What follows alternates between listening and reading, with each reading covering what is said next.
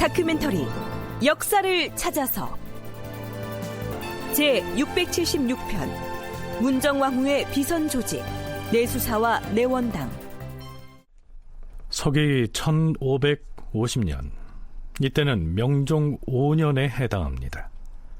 그해 12월에 문정왕후가 비만기를 내려서 연산군 때 파했던 선교 양종을 다시 세우겠다, 이렇게 선언을 하죠. 불교의 선종과 교종을 되살리겠다는 것인데요, 문정왕후의 이러한 조처는 신료들에게 불교를 중흥시키겠다, 이런 의도로 비춰졌기 때문에 유교를 신봉하던 당시의 신료들이 반대를 하고 나설 것은 뻔한 일이었습니다.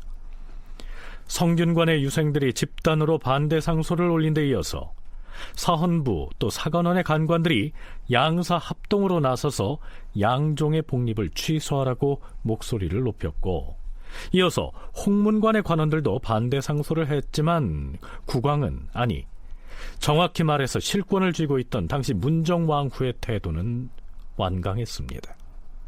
그러자 국왕의 비서기구라 할 만한 승정원에서마저 반대의 목소리를 내게 되는데요. 명종 6년 1월 13일, 주상 전하, 지금 사헌부와 사관원의 간관들은 양종 복립을 그만 거두어드릴 것을 요구하며 업무를 폐지한 지가 벌써 오래되었사옵니다. 홍문관의 시종들은 매일같이 반대 의견을 상차하고 있으며 성균관 유생들은 열흘이 넘도록 대궐문에 엎드려 있는 형국이옵니다. 하운데 전하께서는 아직까지 그들의 주청을 윤허하지 않고 있사옵니다. 신들이 주상 전하를 가까이에서 보필하는 승정원의 승지들로서 극도로 민망하게 된 작금의 물정을 보고 감히 아뢰지 않을 수가 없사옵니다. 네, 보다 못해서 승정원에서 이렇게 고합니다. 명종의 대답은 이렇습니다. 그대들이 아는 뜻은 과인도 벌써 다 알고 있다. 하지만 그만 없던 일로 거두어드릴 것이었다면 대비께서 애당초 선교 양종을 복립하겠다고 말씀을 하셨겠는가? 네, 대비가 나서서 하는 일인데 힘없는 내가 어떻게 할 수가 있겠느냐, 이렇게 푸념하는 것으로 들리지 않습니까? 언론 3사를 포함해서 승정원의 승지들까지 격하게 반대하고 나서자 처음 문정왕후에게 비만기를 전해받았던 우의정 상진 역시 처지가 난감해진 모양입니다. 전하, 지난 12월에 전하께서 불법성이 늘어나는 것을 근심하시어 양종을 다시 설치할 것을 하교하시고, 이어 대전에 의하여 양종 복립을 시행하라 명하셨사옵니다.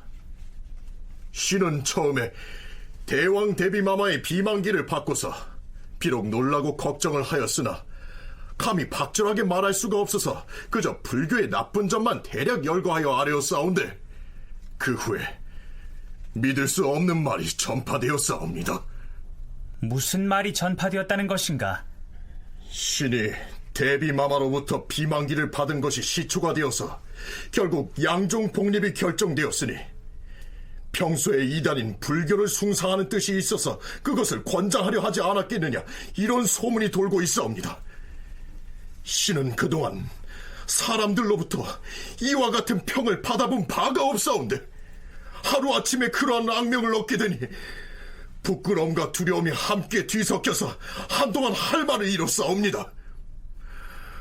사람들은 다시금 신이 했던 말들을 근거로 삼아서 신을 비난하고 있사옵니다. 아니, 우상이 무슨 말을 했기에 이단을 존숭한다고 비난했단 말인가? 신은 당상관들이 모인 자리에서 처음에 이렇게 말했사옵니다. 양민 장정으로서 군역을 피하려는 자 가운데 중이 된 자가 무수히 많으니 현재 군액이 축소된 이유가 이 때문이라 할 수도 있을 것이다. 또한 체포된 강도 가운데 중이 절반이나 되니 만약 이를 규제하지 않으면 마침내는 구제하기 어려운 지경이 될 것이다.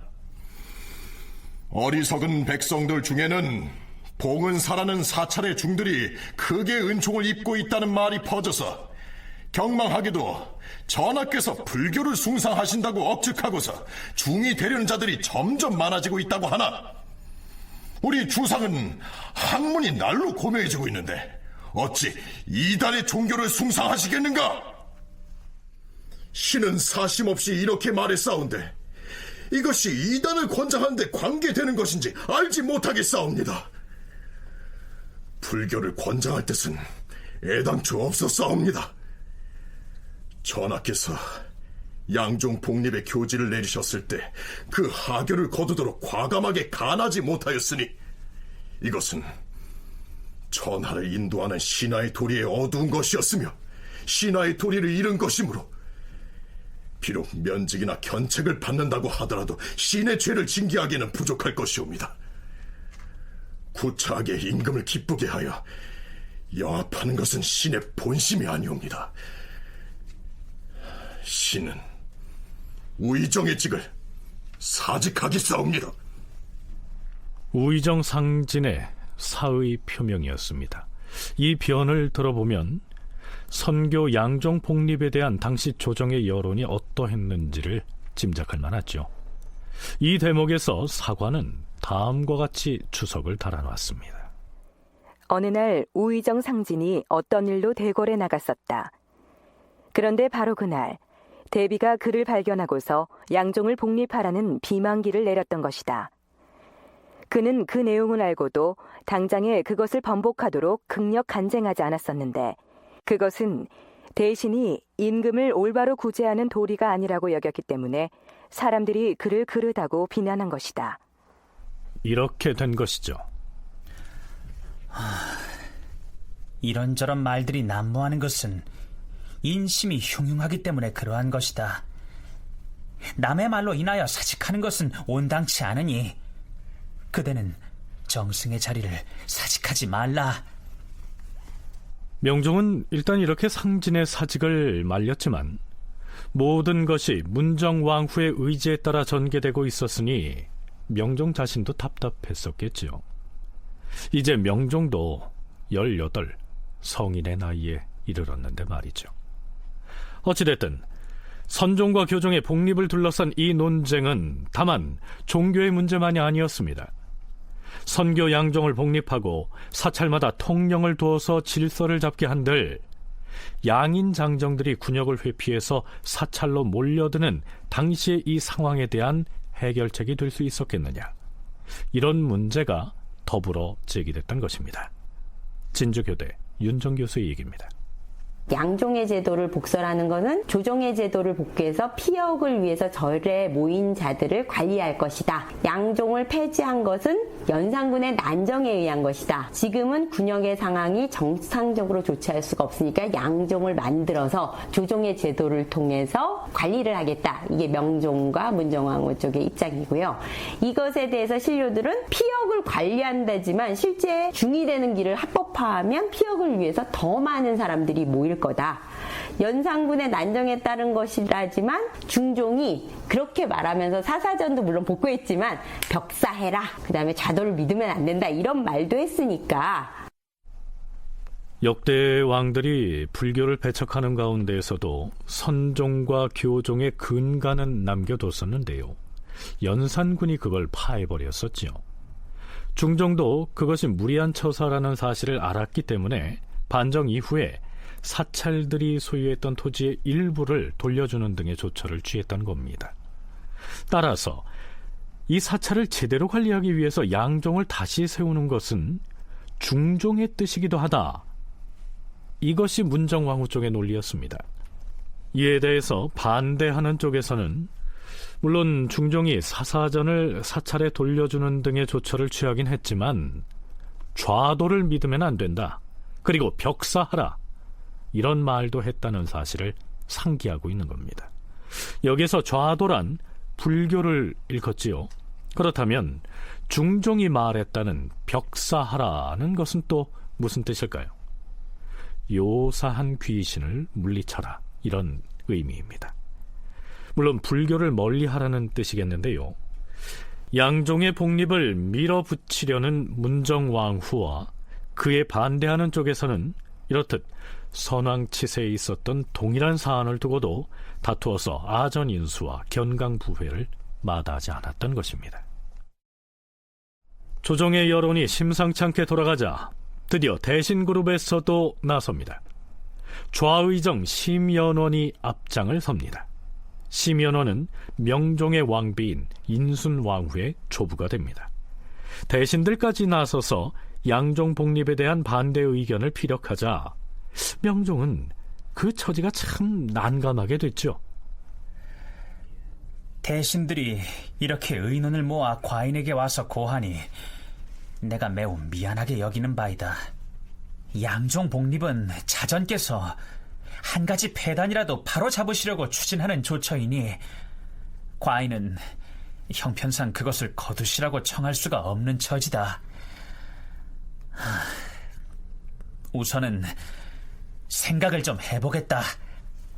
네, 자전은 국왕의 어머니, 즉 대비인 문정왕후를 지칭합니다.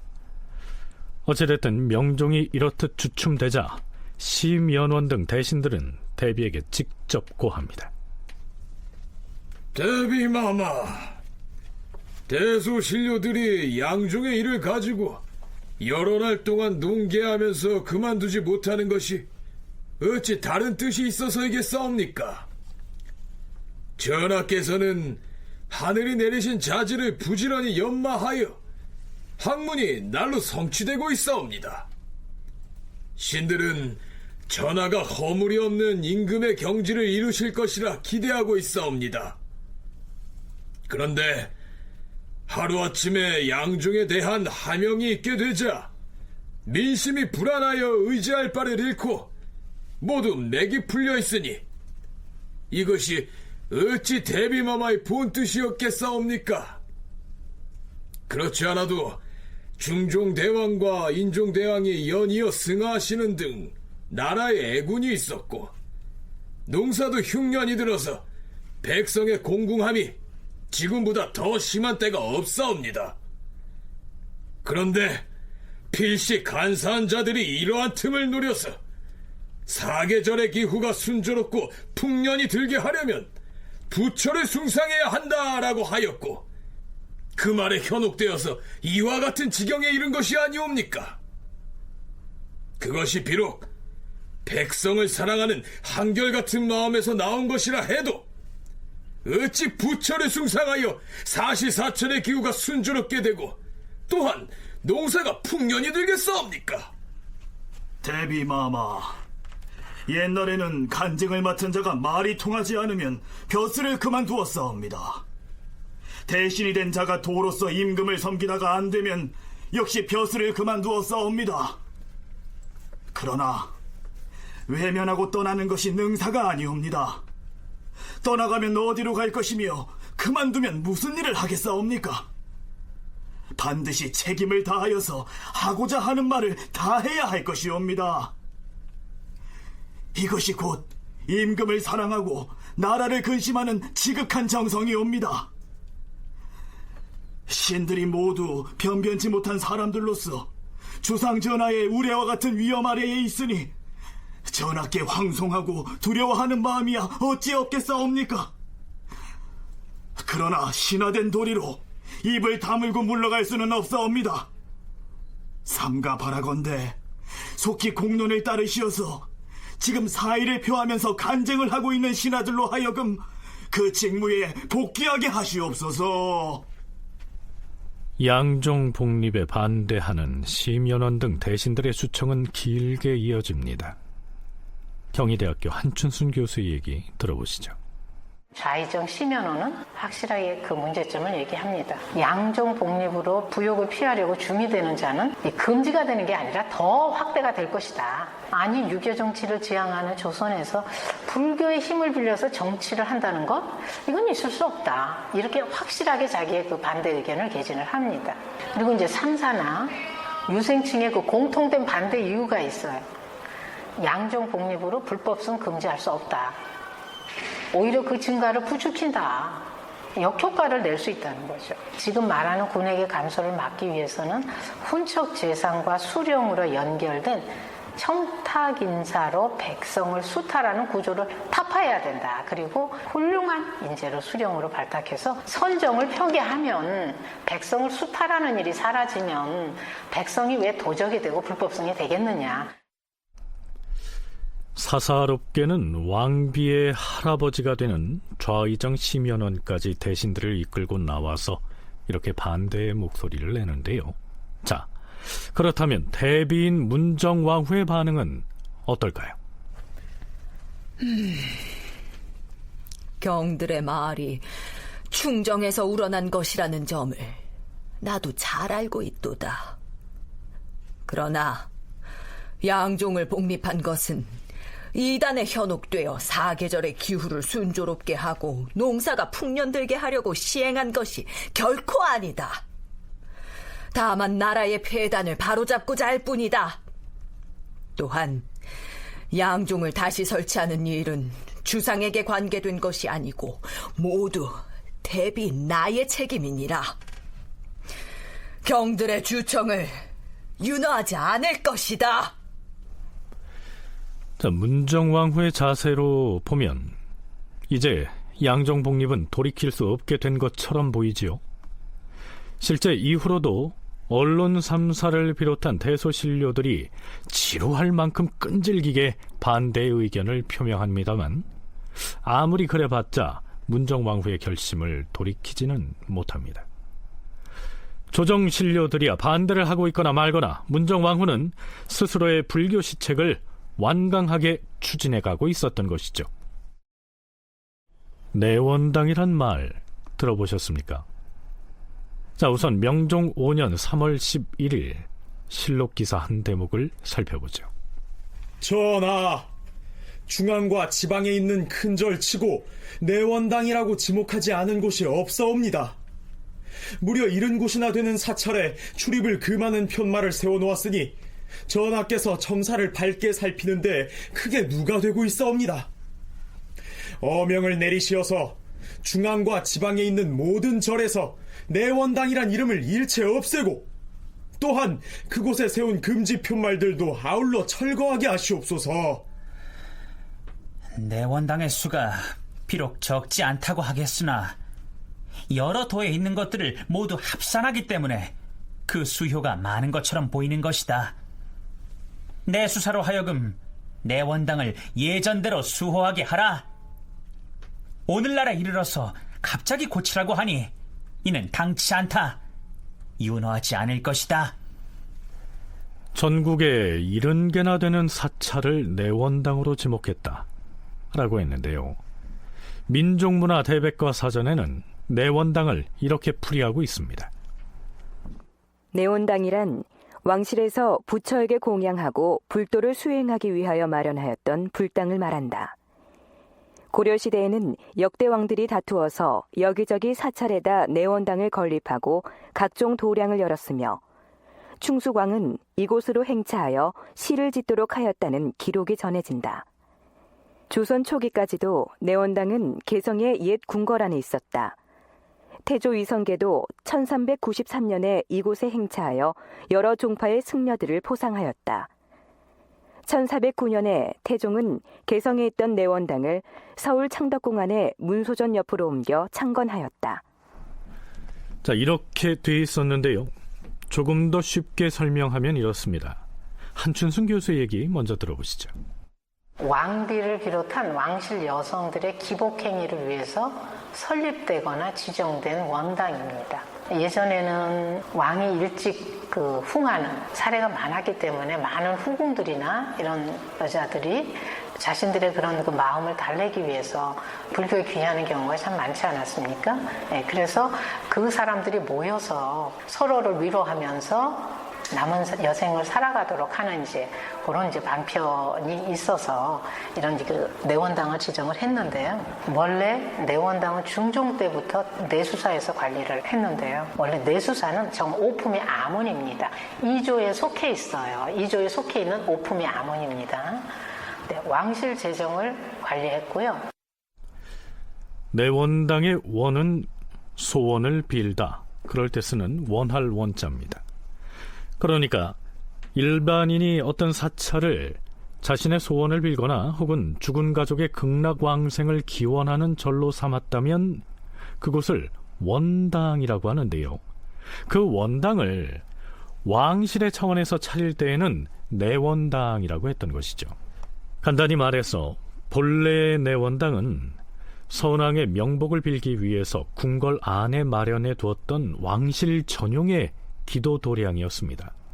그런데 문정왕후가 이 내원당의 설립을 지방에 있는 사찰들로까지 확대하면서 그 의미도 좀 달라집니다.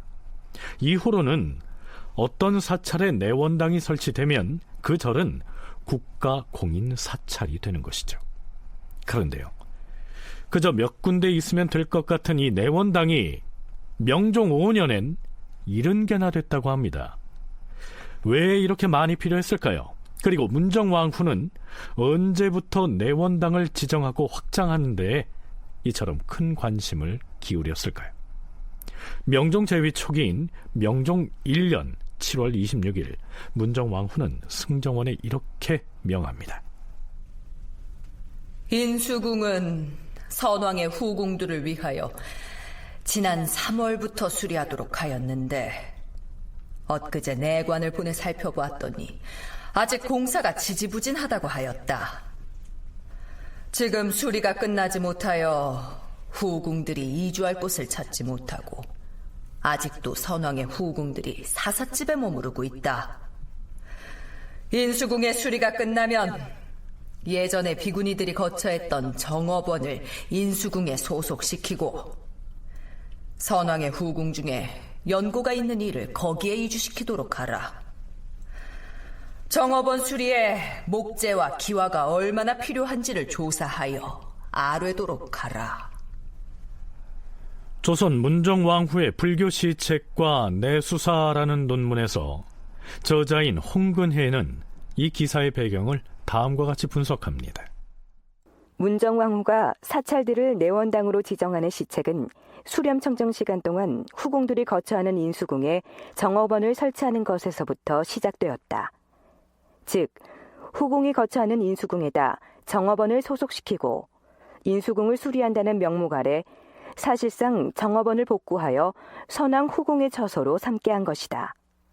문정왕후가 황해도 관찰사로 임명된 주세붕에게 정업원 설치에 필요한 제목을 구해서 보낼 것을 명한 것으로 보아 정업원의 설립은 문정왕후의 뜻이었다. 정업원은 예전에 여승들이 거주하던 공간이었는데요. 이것을 창덕궁 인근에 있는 후궁의 거처인 인수궁으로 옮기면서 자연스럽게 내원당이 된 것이다. 이런 얘기인데요. 그런 다음 문정왕후는 전국의 사찰들을 내원당으로 지정해 나갔던 것입니다. 개인에 국한되었던 것을 국가적으로 구조적으로 이걸 확산시키려는 생각을 가지고 있었다는 거예요. 가지고 있으면서 하나씩 그런 것들을 조그만 조치들을 통해서 이제 표출을 하는데요. 인수궁 수리 명령을 받들지 않은 담당자를 추구합니다. 그리고 정업원은 고려말 이래의 왕실의 불우한 여성들과 관련이 깊은 사찰인데요. 이 정업원을 내원당으로 복립하기 위해 인수궁에 소속시켜 선왕 후궁의 거처로 삼게 합니다. 유생의 상사를 금지했고요. 내원당을 확대시켰고요. 관행적으로 이루어졌던 승려의 사역을 금지하는 그런 조치들을 쭉 이렇게 취해옵니다. 한춘순 교수도 방금 언급했듯이 가령 중종 시기만 해도 문정왕후의 불교에 대한 관심은 그저 개인적인 차원이었는데요. 내원당을 전국으로 확산해 가면서 그걸 자신의 권력 기반으로 삼겠다는 의지를 드러낸 것이죠. 앞에서 명종 5년 3월에 전국에 있는 사찰 70곳을 내원당으로 지정했다고 했습니다. 이듬해인 명종 6년 8월의 실록 기사를 보면 승정원에서 국왕에게 이렇게 보고했다는 내용이 실려 있습니다. 전하, 선종과 교종에서 지음을 뽑아야 할 절의 총수가 400여 곳이나 되옵니다. 옛날 중국이 남북조로 천하가 양분됐던 때 불교가 융성했음에도 불구하고 480개의 사찰이 오히려 많다 하며 중국의 선비들은 시를 지어 풍자하여 싸웁니다. 그런데 지금의 우리 국토는 당시 남조의 10분의 1쯤 될 뿐인데 절은 거의 400여 군데나 되고 여기에 포함되지 않는 절의 수도 얼마가 되는지 알 수가 없사옵니다. 어리석은 백성들은 주상전하의 뜻을 모르고서 전하가 불교를 숭상한다고 할 것이옵니다. 예조로 하여금 상세히 조사하게 하시옵소서. 과인도 이미 다 알고 있도다.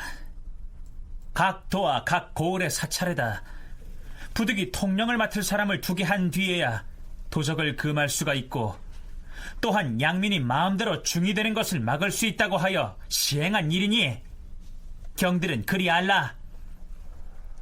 사찰에 지음을 뽑아 배치해야 하고 그 대상 사찰이 480여 군데나 된다고 했습니다.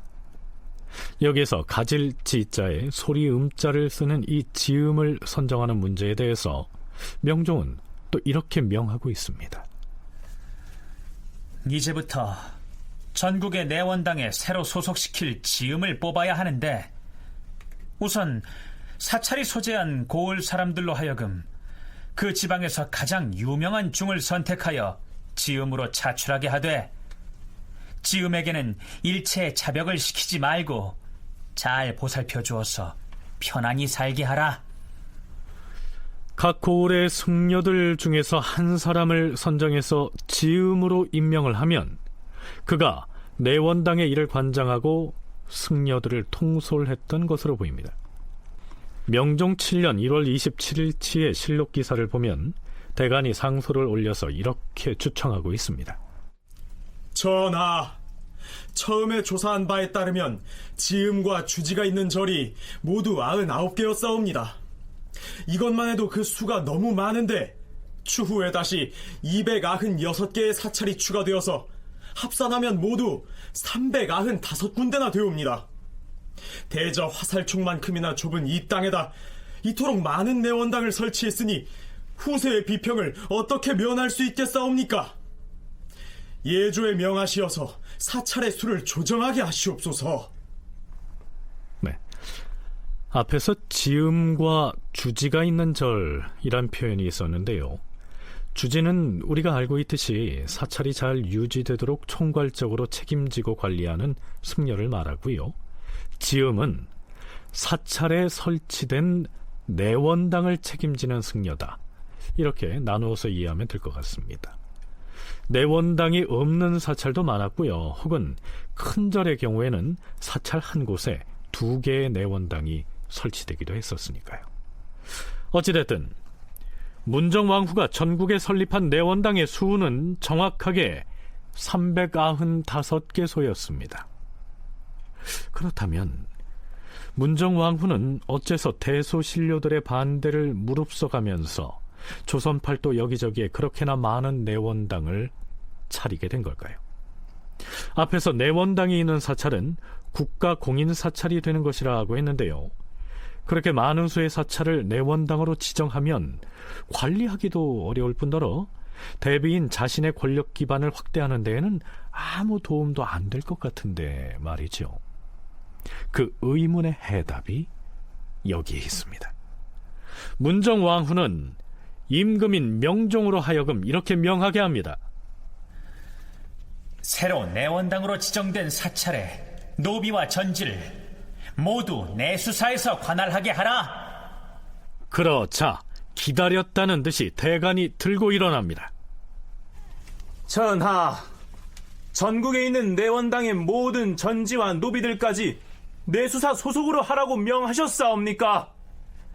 대저 임금이 내수사를 사사로운 소유물로 여기는 것도 매우 부끄러운 일인데 하물며 그 많은 내원당을 모두 내수사에 복속하라고 하시니 이는 아니 될 일이옵니다.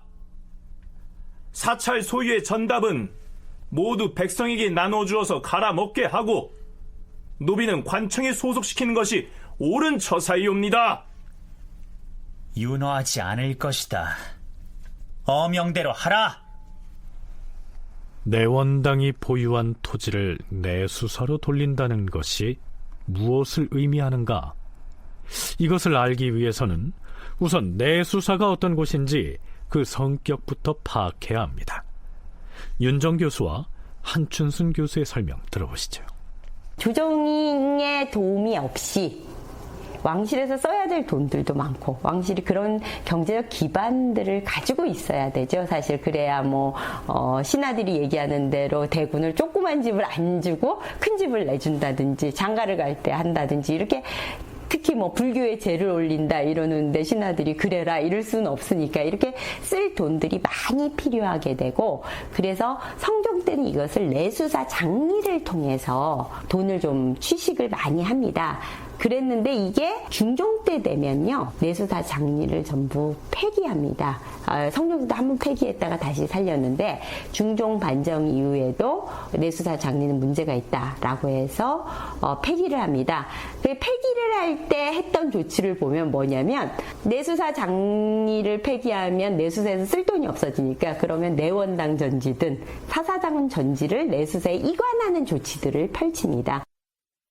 내수사의 실무 담당자는 누구냐? 환관이다. 서재나 별좌라는 직함을 가진 환관이었다. 그러니까 천계지요. 천인 출신이 했고요. 근데 이제 중종 11년에 내수사 장리가 혁파가 됩니다. 내수사 장리가 고리 사체, 요즘 말로 하자면 고리대업한 거 알고 계시죠? 근데 내수사 장리가 조광조든이 그 개혁 정치를 하면서 장리를 혁파하게 되니까 왕실 재정이 부족하게 되지 않습니까? 그러니까 중종이 중종 11년 6월에 부족한 내용, 왕실에서 사용해야 되는 그 용도가 너무 많은데 돈이 없는 거예요. 재원이 없는 거예요. 그래서 내원당을 포함해서 8토 사찰 전지를 내수사에 이속을 시킵니다. 내수사는 왕실의 재산을 관리하고 재정을 담당하는 기관이죠. 그리고 앞에서 한춘순 교수가 말했던 대로 긴장자에 이로울 리자를 쓰는 이 장리는 한마디로 말하면 고리대금업입니다. 그런데 다른 곳도 아닌 왕실 소속의 내수사에서 백성들을 상대로 이런 고리대금업을 했다는 것이 좀 이상하게 들리지 않습니까? 자, 과연 내수사에서는 어느 정도의 이자를 받았을까요? 민족문화대백과 사전의 풀이에 따르면 이렇습니다. 예전에 곡식이나 돈을 구워주고 돌려받을 때에는 그 절반에 해당하는 만큼을 이자로 받았는데, 그러한 높은 이자율 혹은 그런 이자율로 빌려주는 돈이나 곡식을 일컬어 장리라고 한다. 보통 봄에 농사 지을 때 구워주고 가을에 곡식을 거둘 때 받았다. 내수사 장리는 왕실 재정의 중요 원천으로서 국초부터 성행하였다.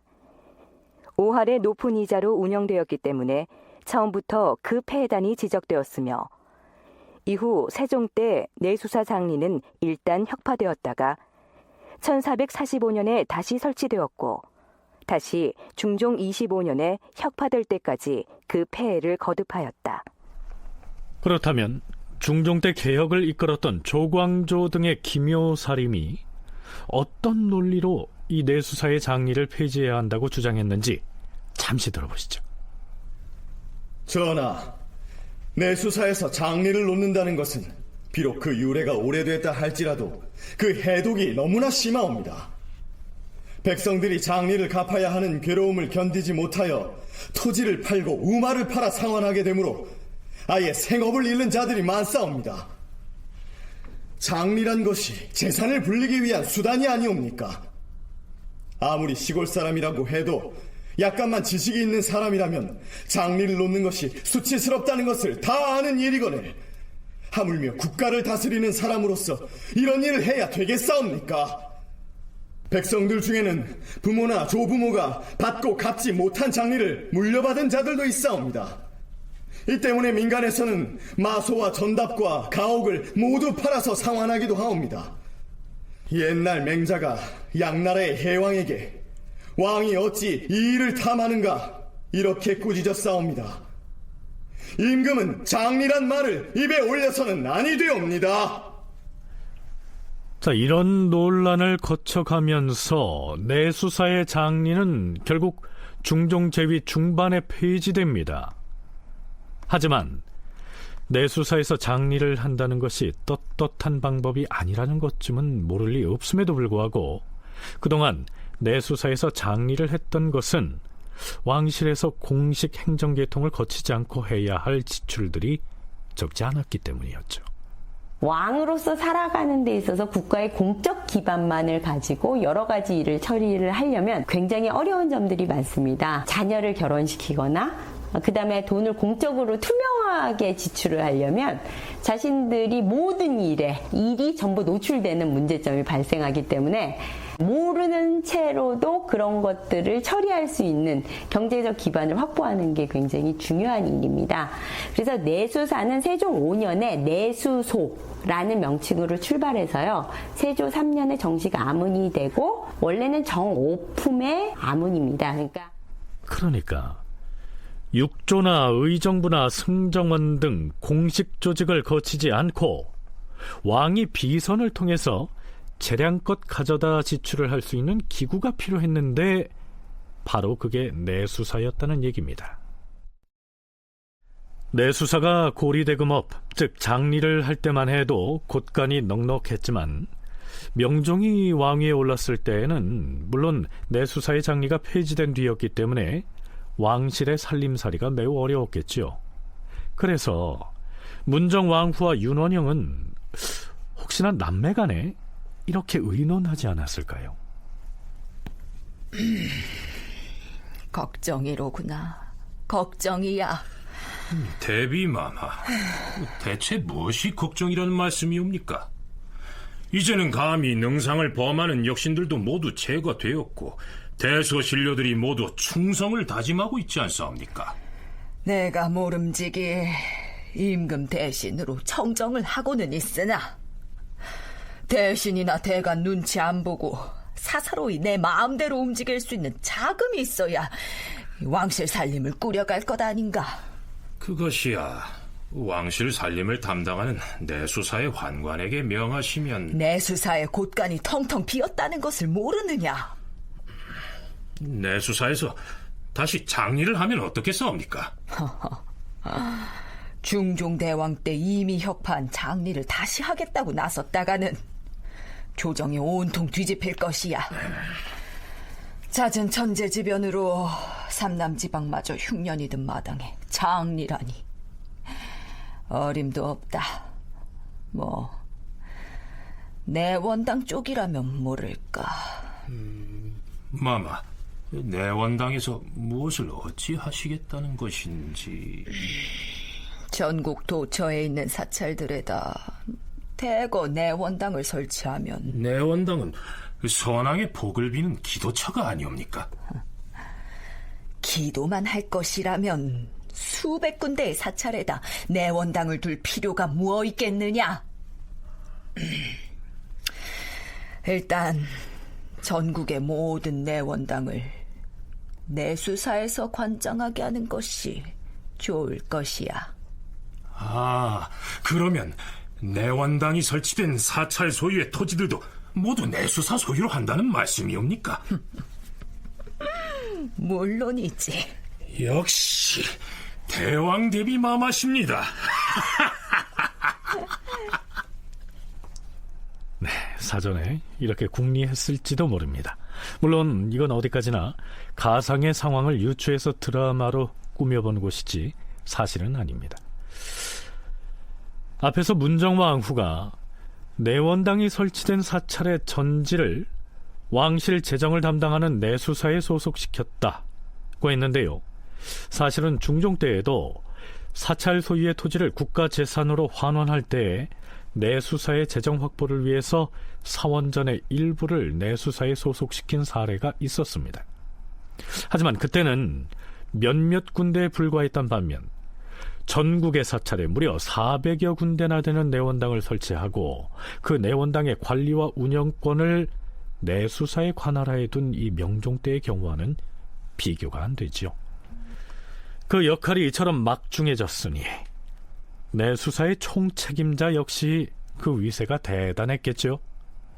그동안 내수사의 수장은 종오품의 환관이 맡아왔었는데요. 명종 때에 와서는 총책임자인 내수사 도제조의 위상이 확 달라집니다. 승정원은 들으라. 내수사에 예전부터 업무를 담당해온 내시가 있으나 그 수장이 하급 관리가 아닌가. 오품에 불과한 하급의 관리가 업무를 보고 있으니 내수사의 일이 허술하게 돌아가는 것은 당연하다. 박한종을 내수사로 삼을 것이니 당상인을 만들어주도록 하라. 자, 이게 무슨 뜻일까요? 본래 종오품의 아문이 맡고 있던 내수사의 수장 자리에 비록 환관이긴 했지만 을사사화 때 위사 3등 공신에 책봉됐던 종2품의 박한종을 임명하고 또 그에게 당상인을 만들어주라고 명한 겁니다. 종2품의 당상관이면 명령권까지 가집니다. 즉 독자적으로 관인인 당상인을 찍어서 공문서로 명령을 하달할 수 있는 권한을 가진다는 것입니다. 갑자기 내수사의 격이 달라진 것이죠. 그럼에도 그게 부당하다고 반대하는 목소리를 냈다는 기록은 보이지 않습니다. 문정왕후가 수렴청정만을 하는 위치에 있었다면 이건 이렇게 할 수가 없는 겁니다. 그래서 자기가 이제 을사사화를 주도해서 자기를 보유하는 세력들인 훈신들과 척신들을 쫙 깔아놨지 않습니까? 그 사람들이 다 지지를 해주는 바탕 위에서 이렇게 할 수가 있었던 것이죠. 이건 뭘 의미하느냐? 내수사가 다른 관서를 거치지 않고, 즉 이조를 거치지 않고 문정왕후에게 직계 바로 문서를 올릴 수 있는 것이 가능하게 됐다는 걸 의미합니다. 그러니까 내수사 제조였던 그 박한종은 문정왕후의 그 지시를 받아서 내원당을 총괄했다고 봐야죠. 전국 도처의 사찰에 400여 개나 되는 내원당을 설치하고 그 내원당을 관리하고 운영할 수 있는 권한을 내수사에 소속시킨 다음 내수사의 수장, 즉 내수사 제조에 종2품의 환관을 앉히고는 그에게 도장을 찍어서 공문서를 발급할 권리까지 주었다. 이것은 무엇을 의미할까요? 이제 전국의 내원당을 관리하는 일은 의정부나 육조나 승정원 등 공식 기구를 거칠 필요 없이 문정왕후가 환관인 박한종을 직접 만나서 처리할 수 있게 된 것이다. 한춘순 교수의 분석이 그러합니다. 윤정 교수의 얘기도 들어보시죠. 내수사의 도제조가 있기는 한데 이것까지도 사사정과 다 같이 운영을 하겠다는 거죠.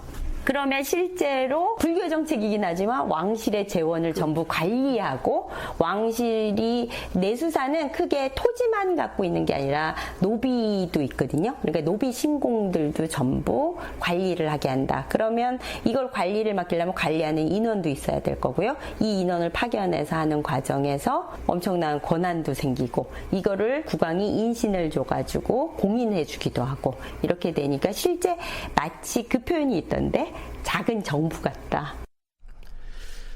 자, 이렇게 되면 내수사의 수장인 박한종은 전국에 산재한 내원당을 관리하는 일에 있어서만은 육조의 판서들이 할 수 있는 일, 혹은 의정부 대신들이 할 수 있는 모든 일들을 오직 대비인 문정왕후만을 상대로 해치울 수 있는 그런 구도가 확보됐다, 이런 얘기입니다.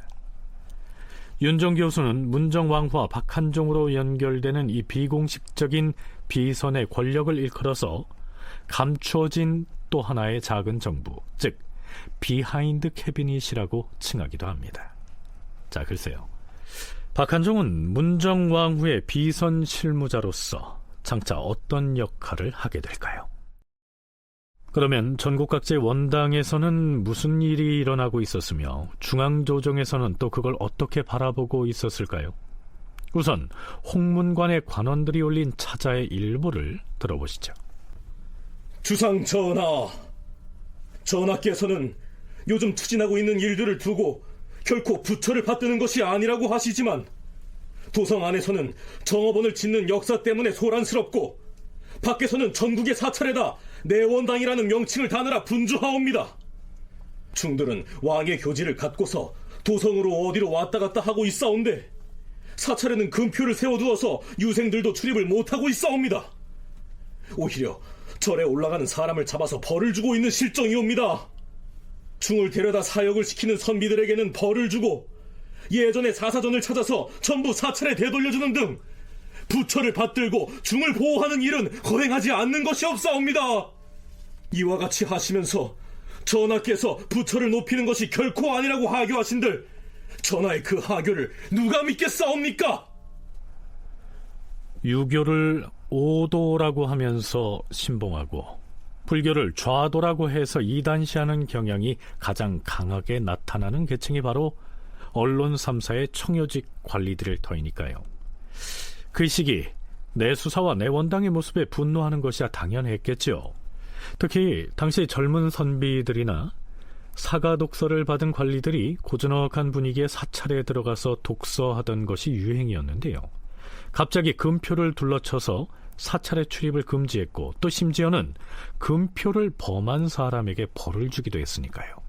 일종의 박탈감 같은 것을 느낄 만도 했겠죠. 그런데요, 한춘순 교수는 내원당이 있는 사찰에 금표를 설치한 배경을 이렇게 분석합니다. 그 내원당에 금표를 설치한 이유는 자빈의 출입을 금지한다는 것이 명분이었는데요. 좀 더 깊이 생각을 해보자면 내원당을 지정한다고 해서 내원당이 운영이 될 수 있는 건 아니잖아요. 거기에 주지도 배치를 시켜야 되고 실무중도 배치를 시켜야 되고 또 그 전지를 다 관리할 수 있는 노비도 속하게 해줘야 되잖아요. 이게 보통 문제가 아니거든요. 사실은 나중에 다 그런 사람들을 배치하게 되면 그게 그 유생들이 거기에 올라갔을 때 그 내원당이나 사찰이 어떻게 형세가 변했다. 그리고 문정왕과 어떤 의도를 가지고 있다. 굉장히 파장이 크다는 거예요. 이게 무슨 얘기냐면요. 만일 금표를 설치하지 않고 누구나 자유롭게 출입할 수 있게 방치한다면 과연 어떻게 될까요? 성균관의 유생들을 포함한 젊은 선비들이 내원당이 설치된 절에 갔다가 와서는 민간이 경작하는 전지를 내원당에서 빼앗아 갔다더라.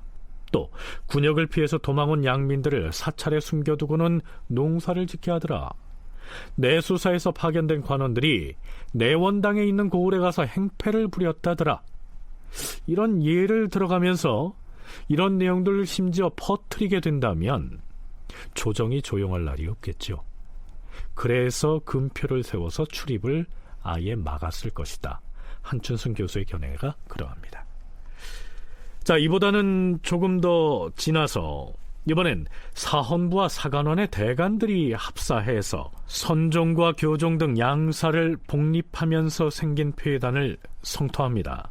들어보시죠. 전하, 양종을 다시 설치한 뒤로 오히려 중이 되는 사람이 날로 더 많아지고 있으니 어찌된 일이옵니까?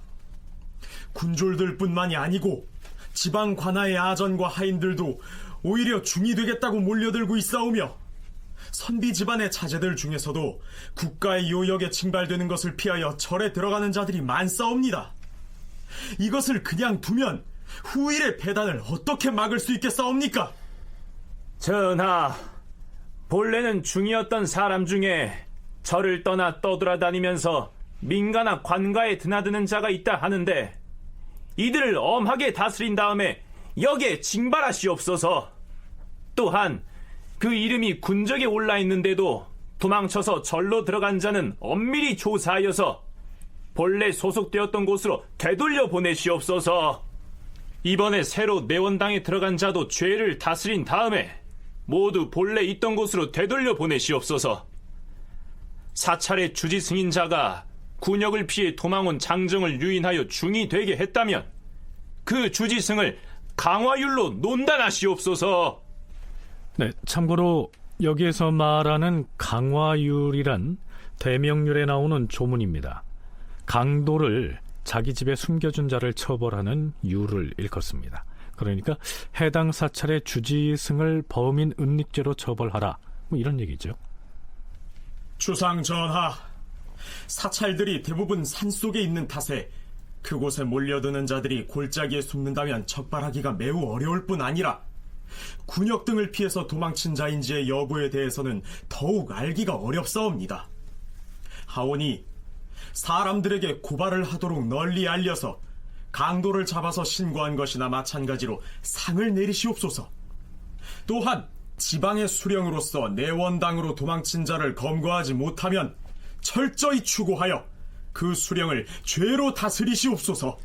삼가 듣자 하니 서울에서 파견된 내수사의 관원이 주지승과 함께 그 지역에 살고 있는 중들의 이름과 수효를 조사하고 규찰하는 일을 하면서도 그 지방의 수령은 관여하지 못하게 한다고 하옵니다. 이는 매우 잘못된 처사이옵니다. 지금부터는 내원당에 들어가 도망자를 조사하고 색출하는 임무를 해당 고을의 수령으로 하여금 관장하게 하시옵소서.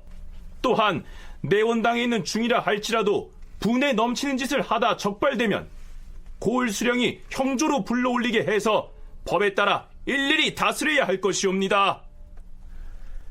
내원당과 관련해서 대간에서 주청하고 있는 내용들은 대체로 내원당에서 일어난 이런저런 사안들을 공식 행정계통 내지는 사법체계를 통해서 처리해야 한다는 것입니다. 앞에서 언급했듯이 모든 사안을 문정왕후와 내수사와 내원당 관계자들로만 이루어진 비선에서 처리하는 것에 대해서 불만을 표출하고 있는 것입니다. 자, 명종은 어떤 답을 내리게 될까요? 선종과 교종의 복립에 대하여 사헌부와 사관원의 간관들이 여러 달 동안이나 논계를 멈추지 않고 있는데 아랫사람의 심정을 내가 모르는 바 아니다. 지방의 내원당 등에서 중들이 폐단을 일으키는 문제에 대해서는 처음에 이미 선종과 교종을 설립할 때 처벌 규정을 만들었으니 그에 따라 자체적으로 처벌하면 충분할 것인데 그들을 특별히 형조로 불러올릴 필요가 무엇이 있겠는가? 그리고 내원당의 잡승이 너무 많기 때문에 각 사찰에 상주하는 중들의 수효를 정하고 그 수효 이외의 중은 내보내려고 조사를 했던 것이다. 그런 일이야 내수사에서 어명을 받들어서 조사한 것인데 어찌 그러한 사실을 그 지역의 수령에게만 맡기라고 하는 것인가? 네, 물론 문정왕후의 의중을 명종이 대신 얘기한 것이겠지만 내원당에 관한 일은 비선에서 은밀히 처리하겠다는 문정왕후 쪽과 공식기구에서 행정 절차를 거쳐서 처리해야 한다고 주장하는 대간의 갈등은 좀처럼 수그러들지 않을 것으로 보입니다.